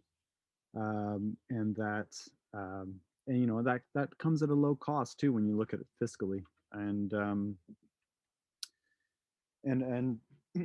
from that perspective, I think that if we take that approach and keep everything very minimal and protected, even, you know, I don't know if there's an opportunity even to, you know, create a conservation area, make the whole area a conservation area, which would bring the GRCA on board for that final section there. I'm not sure if that is an opportunity or something that we can leverage. So I guess my question to the group is, you know, how are we going to move forward from this particular forum, and how are the decisions going to be made between WSP and the County of Brant? I don't know if Kathy or Amanda want to kick that off, and then the other one takes the other half. Thanks for that question, Tim. This is a process we are working through. As Amanda mentioned earlier, we're taking all this input, survey information, as well as any of the comments that have been either posted on Engage Brant or heard tonight and seen tonight in the chat box. We will have a draft put together. There's, like Ben mentioned, a bit more work to be done on looking at the species at risk. There was an environmental impact study done for this Nith area back in 2008. And we have all that data. There were no species at risk at that time, not to say that things haven't changed, but that's something we wanted to verify. And we will be presenting this back again. And possibly if we get to a point, we might be able to even have some presentation boards in Lions Park or something. We have to see how the pandemic unfolds the next month or so. But we would, you know, we're looking forward to having an opportunity to present that back to the public and get further input before we take a final report to council. They would be giving their approval as the direction forward, basically, is what the final kind of step is in the process. Yeah, at the end of the day, this is your plan. You know, we aren't here to force recommendations on you. We're here to listen to what your challenges are and what your wants for the site, and help provide you with the tools to see that through.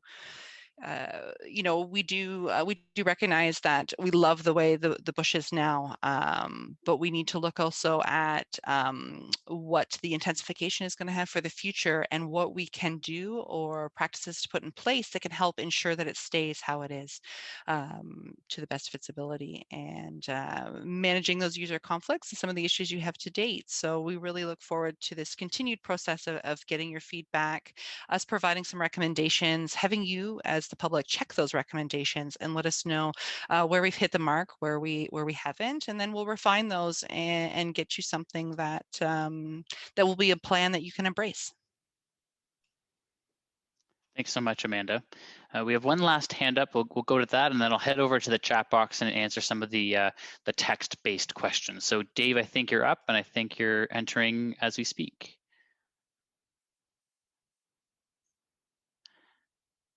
And I think you're on mute if you're able to unmute yourself there. There we go. How's that? Loud and clear. Perfect. Thank you very much. And thank you guys for hosting tonight. I guess one of the questions I've had is we've been talking about flood protection along the Nith for quite a while now. And obviously the development here is going to negatively impact flood protection as you're going to reduce natural attenuation, increase bank erosion. What sort of steps have you guys taken to address those problems?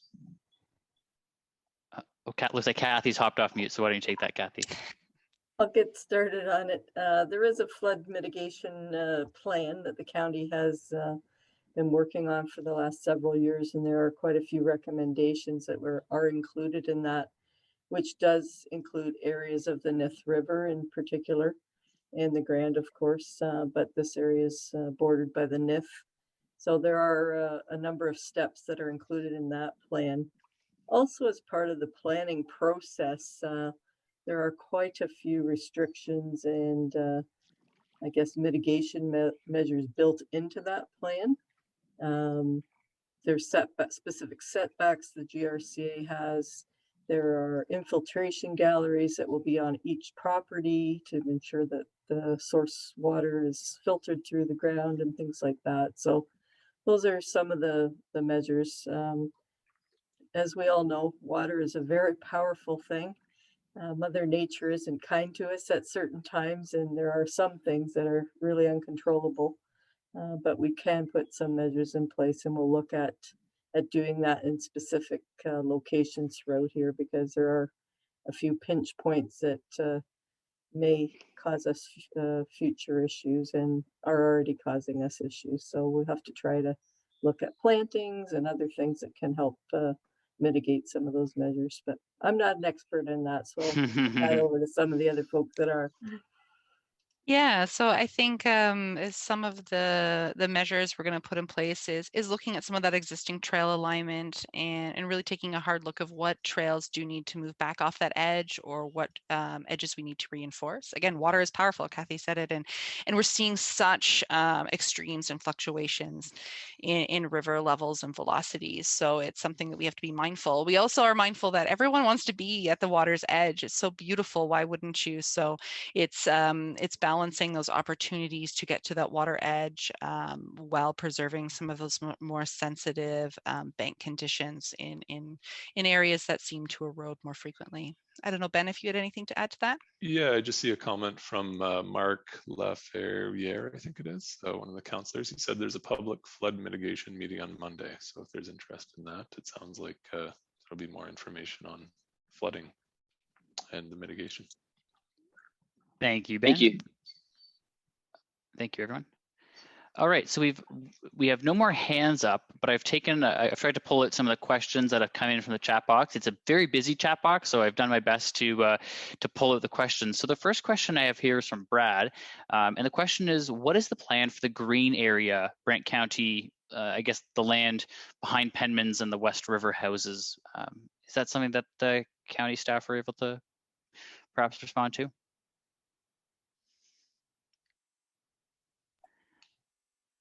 Not 100% sure where you're speaking of, but thanks for that question. Can you just read that again, Matthew? Yeah.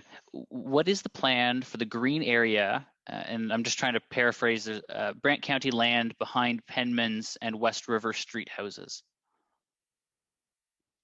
Yeah, so on the east bank, I think there might be talking about, there is some of that property is owned by the condominium corporation there, where the small little bridge is. That might be that area. We have been discussing that actually at the Heritage Committee as well, to looking at doing some restoration and some interpretive work to highlight the former Penman's Dam that was there for the mills back in the day. And it has been on our master plan per se, this project. It's something we would like to clean up that area in the future and make sure that it's usable and maintained a little better than it is. But I think that's what you're speaking of. Thanks, Kathy. I think, Matthew, we should jump into the GRCA question because a few people have had that come up and about the GRCA lands. So right now, the GRCA did want us to realize that and recognize that those are private lands. So there is the trespassing going on. But that said, we are having conversations with them about potential partnerships and how to continue that forward. And I don't know, Kathy, if you want to speak to any of those conversations to date, or just simple, we are looking at that and we recognize it might have some value. Thanks, Amanda. The GRCA really has, thousands and thousands of acres of land through the watershed that, it's very difficult for them to manage. And this is an extension of some of those lands. We have opened the door for discussions to say, if these lands are really required for part of a trail network to make sure it flows properly, or we can get access for safety and things like that, that might be something we would consider having a discussion with. The position the GRCA has is that if you would like to have some type of an agreement for some land, they make you take the whole parcel instead of just partial parcels. So you have to kind of go all in or not. So it's sometimes, a little bit cumbersome for us as a county to manage that amount of land as well. So those are all considerations we have to look into to see what is the best use and how this trail network will be developed and what is really required. Thanks so much, Kathy. And another question we've been getting a couple times is just around costing. Not specific maybe to the master plan, or maybe talking to implementation as well. If there's anything Kathy can add, and maybe Amanda can speak to the costing in the master plan. Yeah, I can go ahead. We are going to, anything we recommend, of course, we are going to put a cost to it. It is a more of a low impact approach. Obviously, it's not a high development mandate that we have here, but we will be costing everything from any infrastructure improvements that we're recommending, as well as maintenance and operations. To date, we haven't decided on anything we want to do. Our first step is to bring a broad range of possibilities to you and find out what you're interested in. So from here, we'll be able to start articulating what we actually would like to implement, and then we'll be putting a cost to it for sure. So no projections right now, but we will be looking at phased costing and in various levels of options as we work through the study. Thanks, Amanda. Kathy, do you have anything to add on that? Sure, thank you.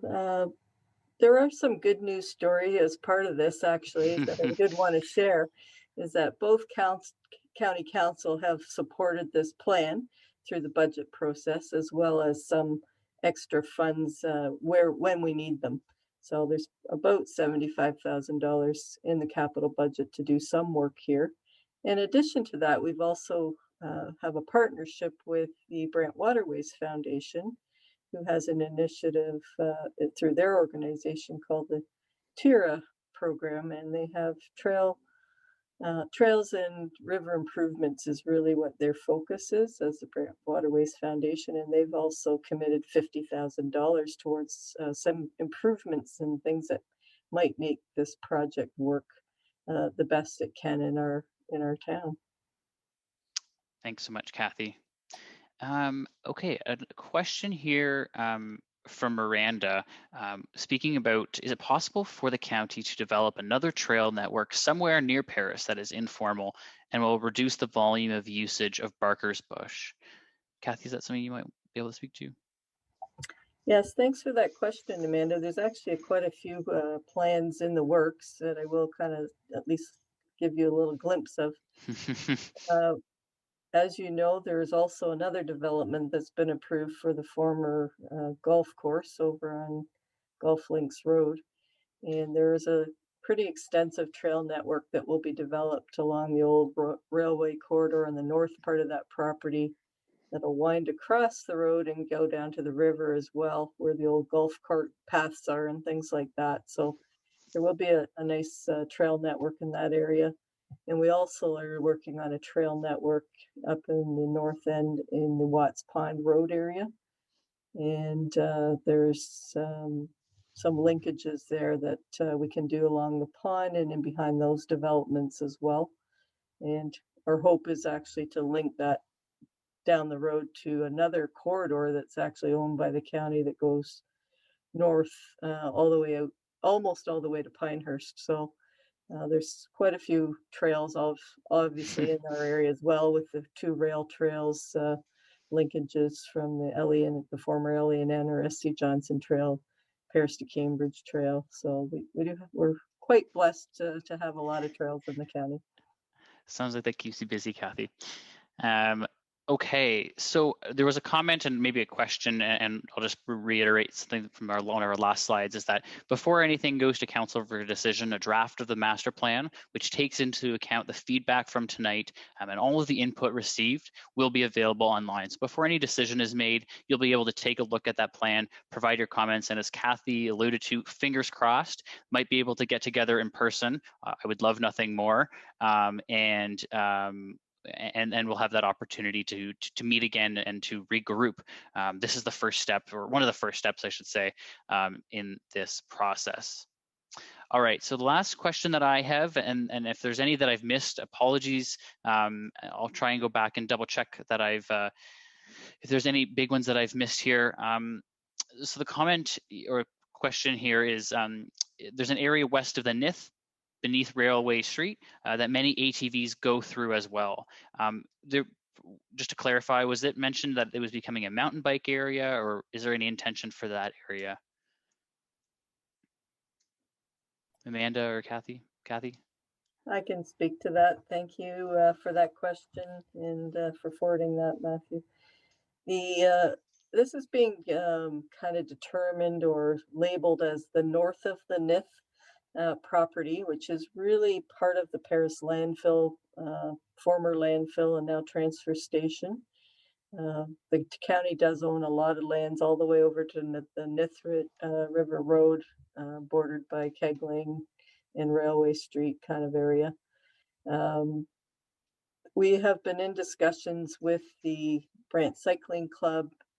They did a presentation to council a few weeks ago, of which council supported that plan in principle. And we're working on looking at something that we can do for cyclists and walkers, hikers for that area. It is actually, I was out there on that site earlier this week, checking out a few options. Our main challenge is really getting into that site that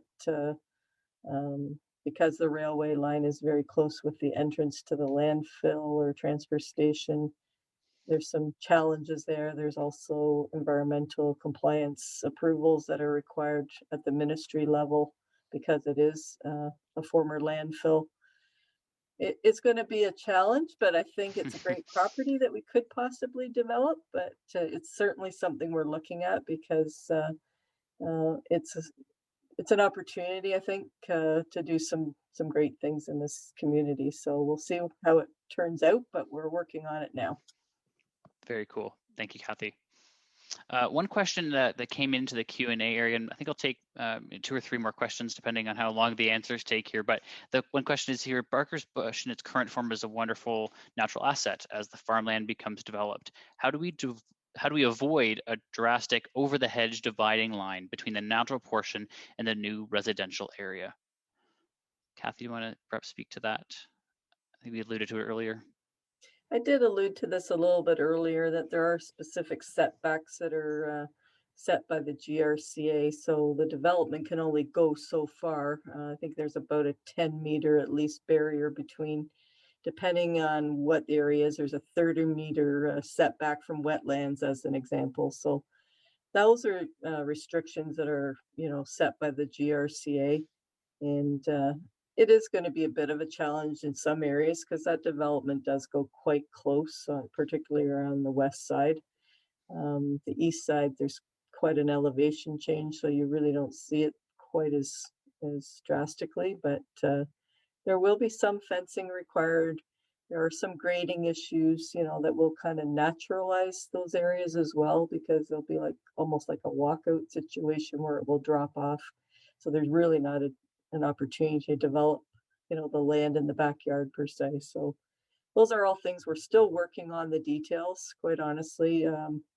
Every elevation has to be looked at in every situation. So we are hopeful that there's enough of a separation that it will be almost natural kind of transition over to the woodlands. Thanks, Kathy. Okay, I'm not seeing any, the chat box has simmered down a little bit, not seeing any new questions come in. And it looks like Amanda's sort of working through some of the Q&A, providing some responses via the text there that people have submitted, so that's great. All right, we'll take this last question, and then we'll sort of wrap up with some next steps going ahead. So the last question here is the county planning on allowing the developer to temporarily close trails during construction, or are there any concerns around that? I can probably speak to that a little bit. There will be a construction entrance that is proposed off of Dundas Street West, right across from the cemetery. There's an existing pathway at the end of Churchill Street. The Churchill Street pathway is going to be slightly relocated based on the proposal I've seen recently. We're still working through some of these details. That will be the only construction entrance as far as I'm aware of. There shouldn't be any other disturbance to anything except for that particular area, which kind of skirts Victoria Park, just basically adjacent to Victoria Park, and goes in right in behind there to get into the farmland, basically. So there'll be a one-way in and a one-way out type of situation for the construction vehicles. And it really won't impact anything on the trails except for the bordering of obviously the farmland, which is pretty packed down, which some people are using right now. But it will push you potentially into the bush a little bit further, which is okay, I think, for most people. Okay, well, thank you so much, Kathy. And thank you so much to Amanda and Ben for providing the presentation this evening. Thank you to the mayor and council for joining us, and the remainder of staff that were here listening and taking all this input in as the project moves forward. We received a lot of great input, both in the Q&A, through the polling. All of that will be downloaded and will become part of our record and input into the master plan. So thank you for your participation and for taking the time out of your evening. With that, as Amanda and Kathy both alluded to, check out the Engage Brant webpage to stay up to date if you're looking for contact information and next steps. And would also encourage you to register on the page, and that way you can receive some notifications perhaps when things get posted. So with that, I think, unless there's anything else from Kathy and team, I think we will call it an evening. So thank you all so much, and hope you get out for the last little bit of sunlight this evening. Have a good evening.